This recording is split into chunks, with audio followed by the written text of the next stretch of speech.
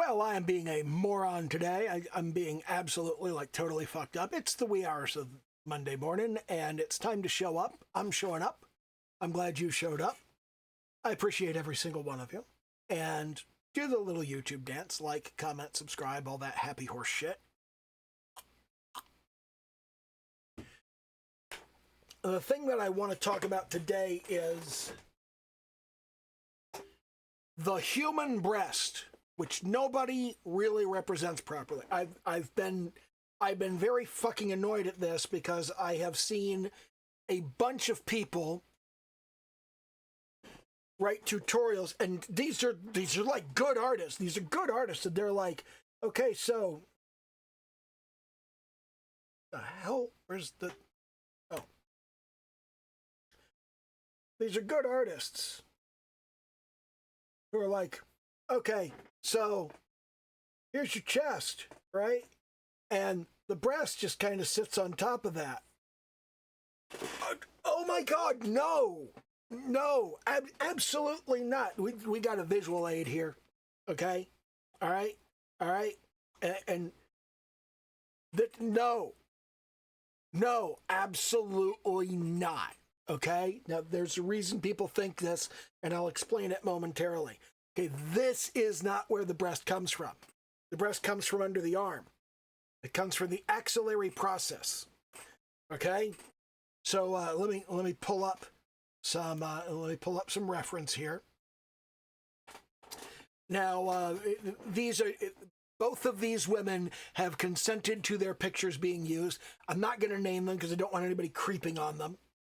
But these are friends of mine, and they posted selfies, and I was like, that's a really good image. That really demonstrates something important. So do you mind if I use it for, like, instructional purposes? And they were like, yeah, fuck it, I don't care. The one on the left was actually like, why are you asking? To be polite? You ask, you don't just take somebody's selfie on the internet and use it in an art class without asking permission. That's not okay. So anyway, it's not as obvious on this one here, okay? And let me turn that back on. We'll duplicate that layer. All right, not delete layer, duplicate layer. Why are duplicate layer and delete layer right next to each other? That seems like a bad idea. But you can see here that the breast comes from under the arm. You can see that sweep. You can also, another really good thing here, as you can see, here's kind of the line coming down along the arm, and you can see the twist that happens there, where it goes from a front-facing angle to an outward-facing angle. And that's really neat. I like the way that works. But it comes from under here. It's under here where the breast comes from. And most importantly, it doesn't just come straight out of there. This is more evident over here on the other side, okay? But here you can see, here's the bottom edge of the breast. Here's the top edge where it's coming across. But right here, you can see that little bit there. Now, this woman is a bodybuilder, so she doesn't have a whole lot. But the important thing here is this twist, okay? That's facing one direction, and this is facing another direction. So, like, here's your breast, okay? And, like, here, right here is the nipple. And that nipple is facing the side of the body. It's coming from underneath of the arm here, and the nipple is facing the side of the body. And it lifts up and twists around to sit on top of the pectoral muscle like that. So you've got that twist right there. You've got that twist in the breast formation. People get this wrong all the time, like all the damn time. And it drives me nuts because that's not how the breast looks. Okay? So let me turn that reference back off.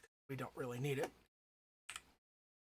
But the breast actually comes from underneath of the armpit. And it sits there, and then there's skin that sits on top of it. Now you've got your pectoral muscle right here is kind of this situation. You've got kind of this, it's anchored here, and it's stretched across here, and it's attached there. And then right here, it's just kind of draped. Okay? It's not attached to anything in here. It's attached all the way along all the way along the sternum, underneath the manubrium. Here's your clavicle right here. But this comes across over here, and it's just kind of draped across this. Now, the breast comes up from underneath of that, and it comes across, and it's got that twist in it. Okay? So there's the breast.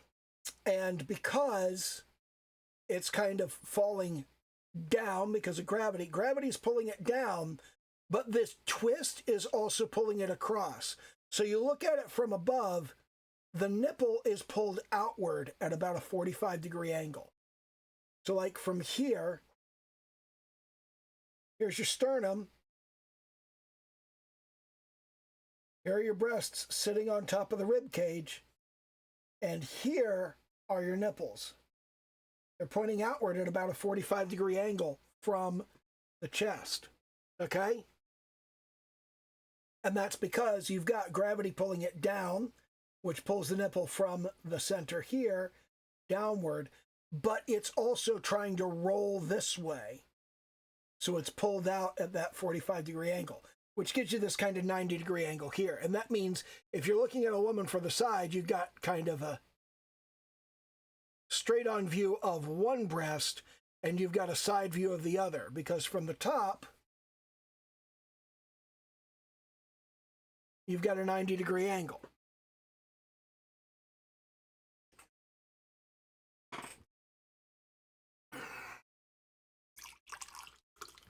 So anyway,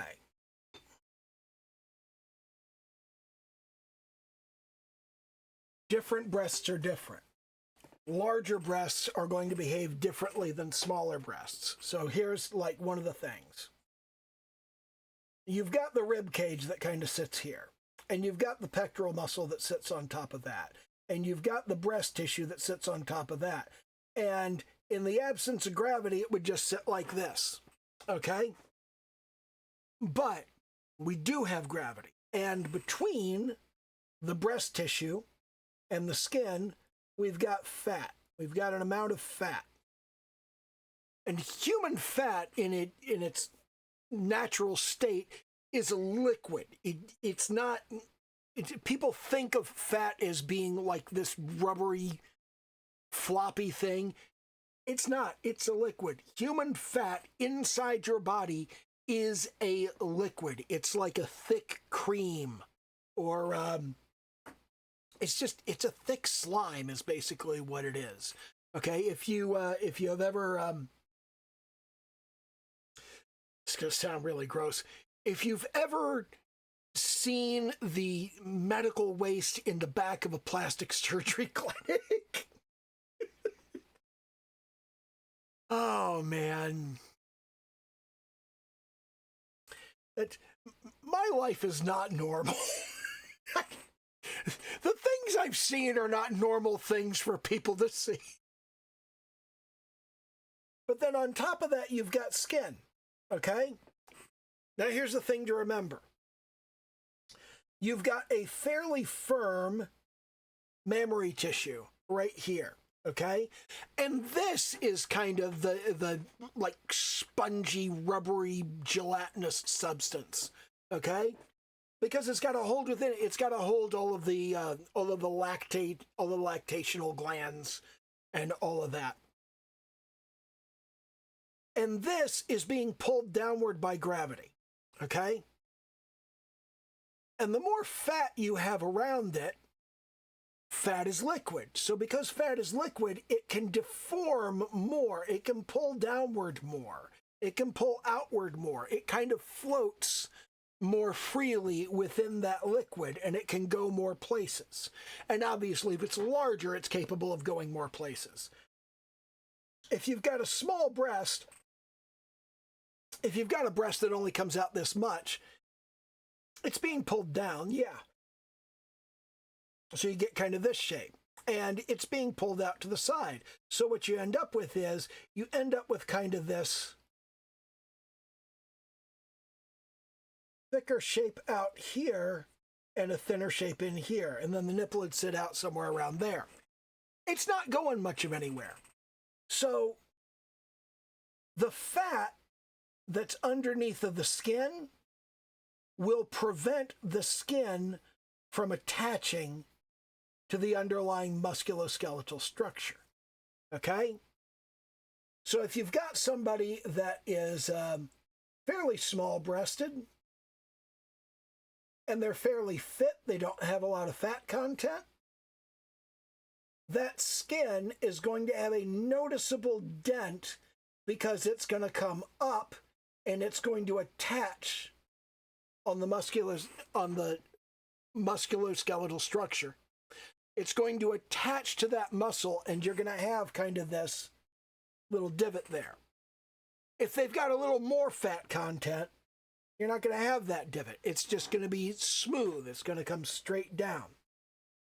And if you've got somebody with larger breasts, okay, a larger breast, even though it may start firmly attached, that pressure here, that pressure pulling is going to separate that attachment, and it's going to become more rounded.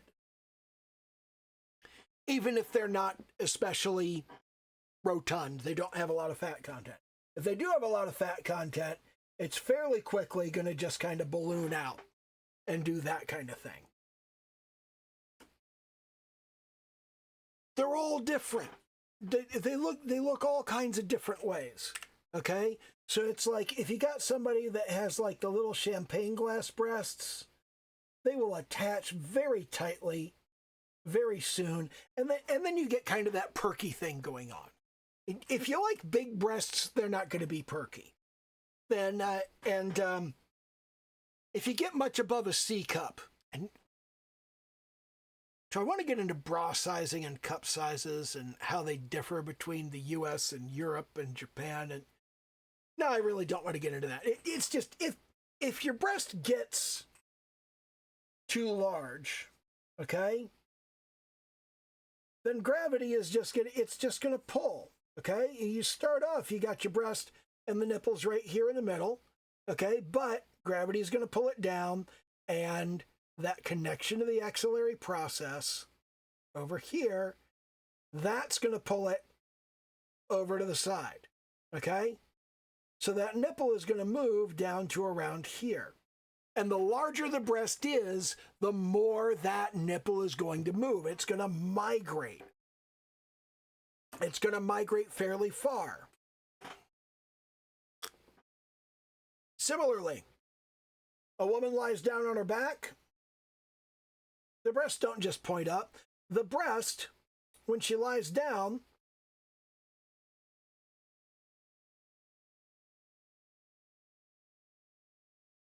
here's the pectoral muscle, here's the arm, here's the axilla in the arm, and here's that connection to the axillary process up underneath of there.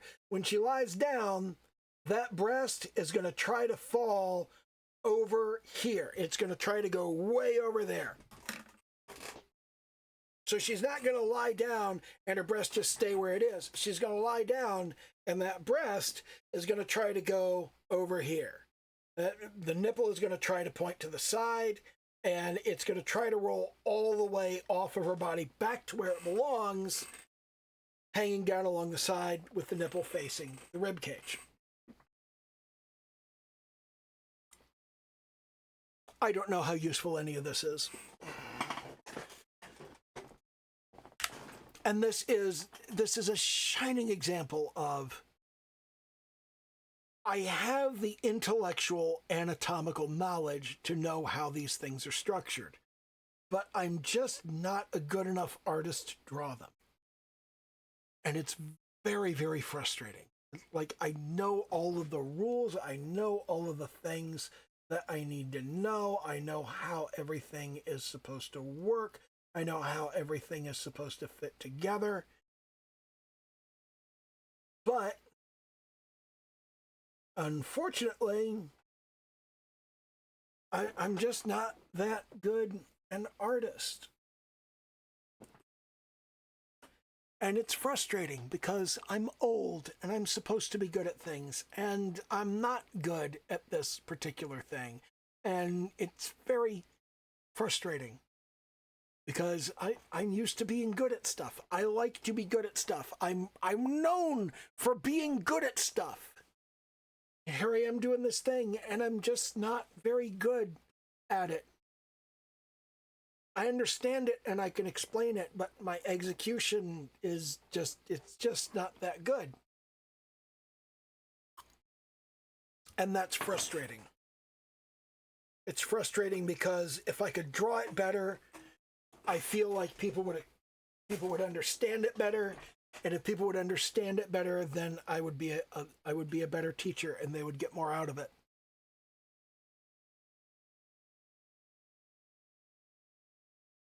I'm trying to explain the thing, okay, and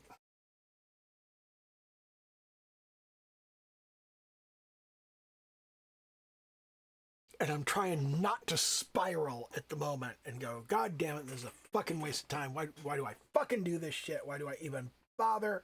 Why am I even trying to teach anybody anything? Nobody fucking cares. Nobody listens anyway.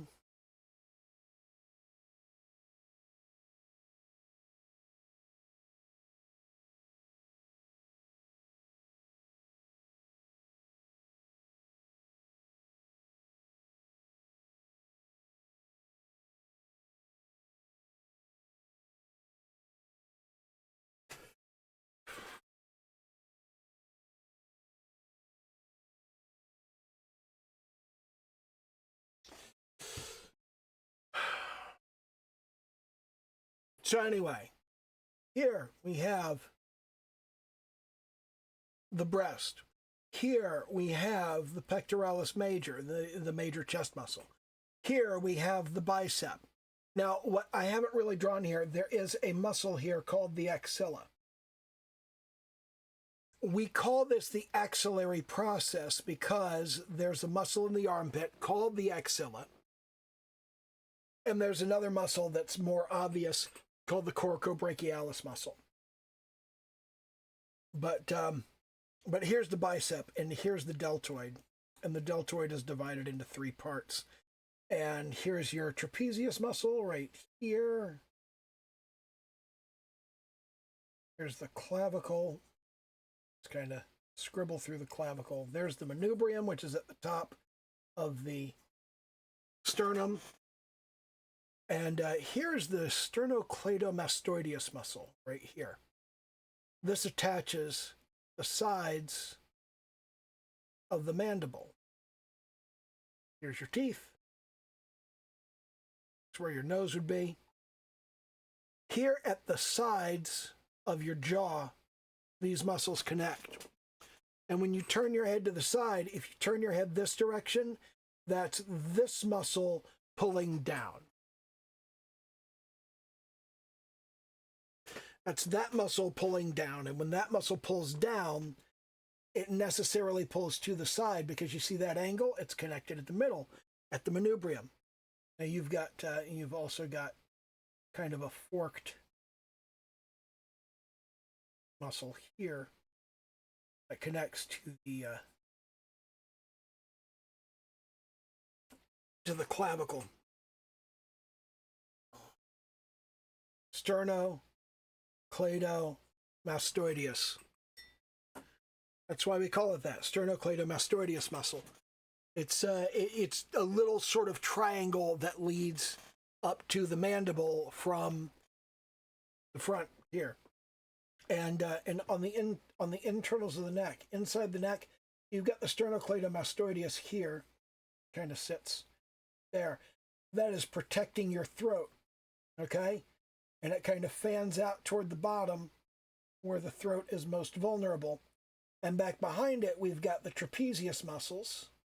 The trapezius muscles are fairly large,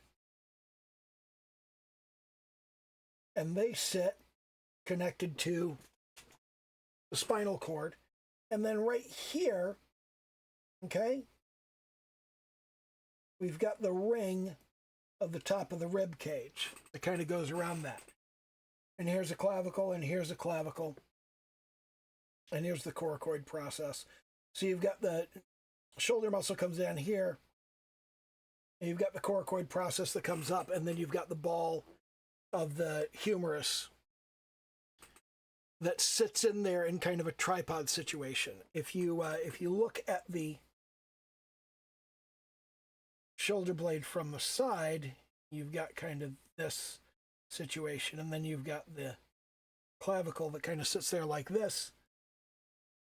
That ball of the humerus sits in there, the clavicle holds it back, and the coracoid process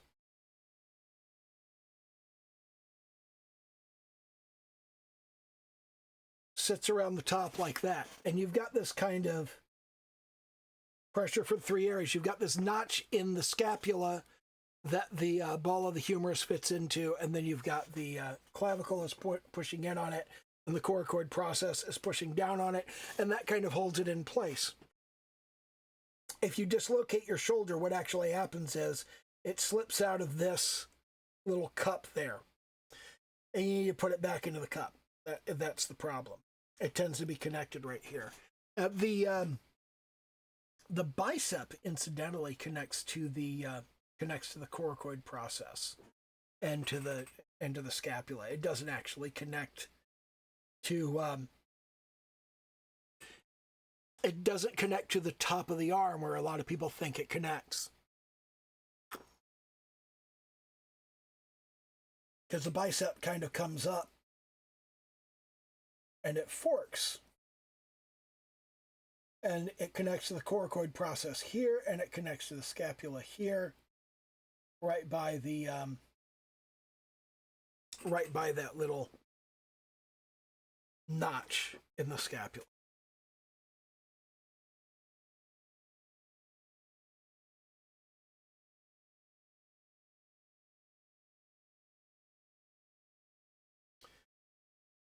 I know my anatomy. I'm not great at rendering. I'm not great at the execution. That's the thing that's in the way. I understand what's where and how it fits together and all of the mechanics and all of the engineering, because that's what I do. I may be a software engineer, but an engineer is an engineer, and it's very frustrating because I know how all this stuff fits together. I know how all this stuff goes, and everything sort of loops, because right down here, okay, you've got this sort of nested thingy going on, and you've got the abs that fall in here, and everything sort of wraps around and it spirals. So you've got one spiral that comes down around here, and one spiral that comes around here, and one spiral that comes around here. And this is particularly obvious in the female form, because they have this kind of figure 8 belly that happens here, and they've got that spiral, and then underneath the little figure 8 belly, Well, right here, they've got this little bit that comes down into the crotch.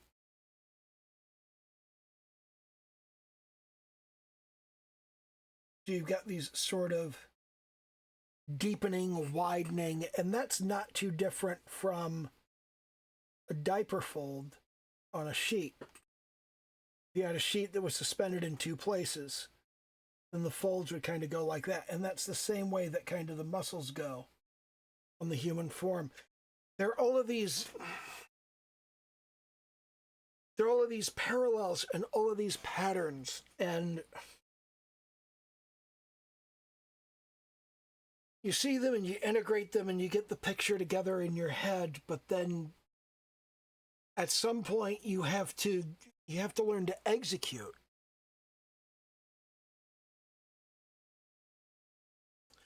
I'm not good at the execution part with the art yet, and that's very, very frustrating to me. It's a very difficult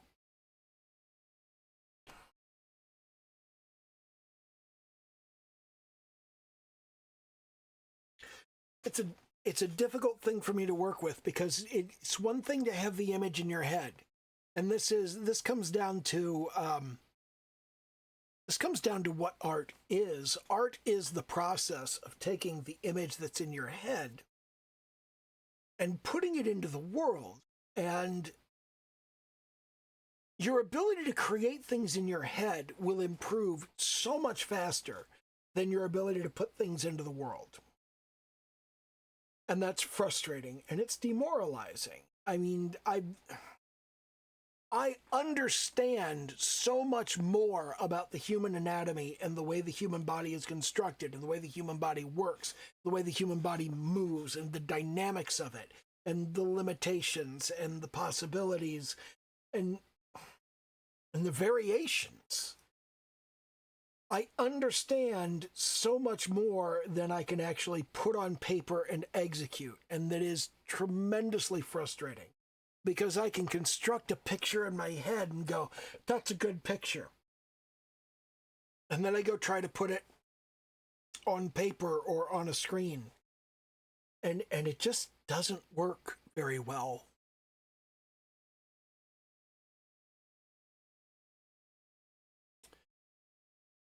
And I'm very unhappy about that. And I really want to improve that, and I really want to change that. But it takes so long, and it's so much work, and it's frustrating, and it's not fun, and it's not nice. And if your practice looks good, you're practicing the wrong things. Just like with music, if your practice sounds good, you're practicing the wrong things.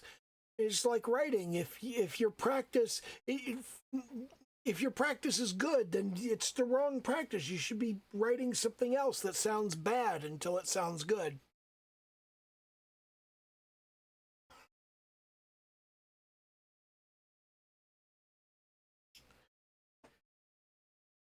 And I don't know how productive my practice is.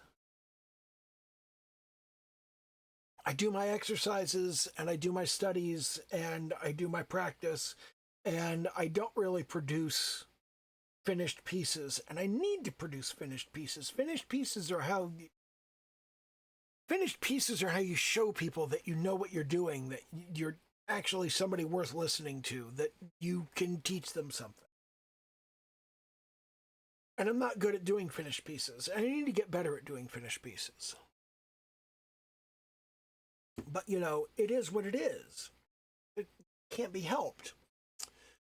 And, yeah.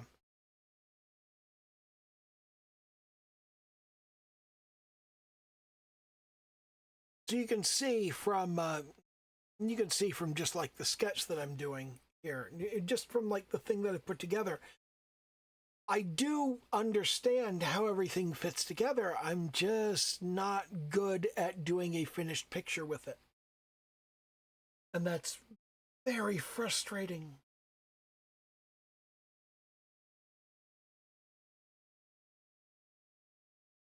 It's understanding the pieces and not being able to build the machine.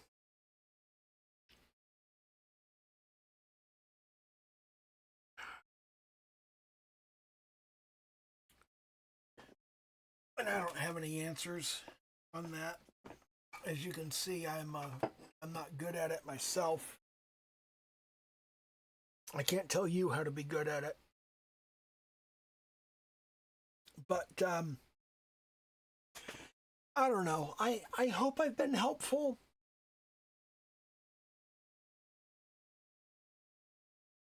And I hope on some level, just like saying I struggle with this, just saying it's hard for me to finish a piece. It's hard for me to do something that's actually complete and that I can show off on social media. Just saying that out loud, saying that I have trouble with that.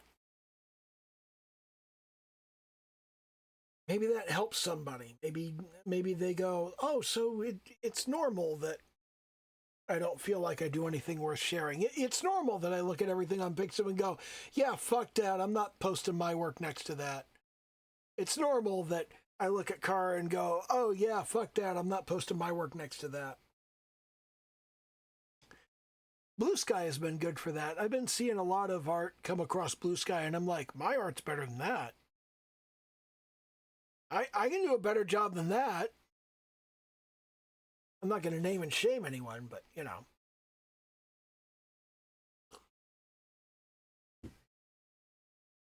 It does kind of inspire me and say I can post my shit and it's not going to be the worst thing on the site. Man, that sounds awful. But yeah, there are bad artists on Blue Sky, and I need to be someplace that there are worse artists than me. And I really want to give a shout out to those people who are the worst artist on the platform and still post their shit. You're important. You're a necessary part of the community, and I'm very glad you're out there. Anyway, that's about all I have for tonight. So yeah, you know, once again, do the little YouTube dance, like, comment, subscribe, all that happy horse shit, and okay, bye.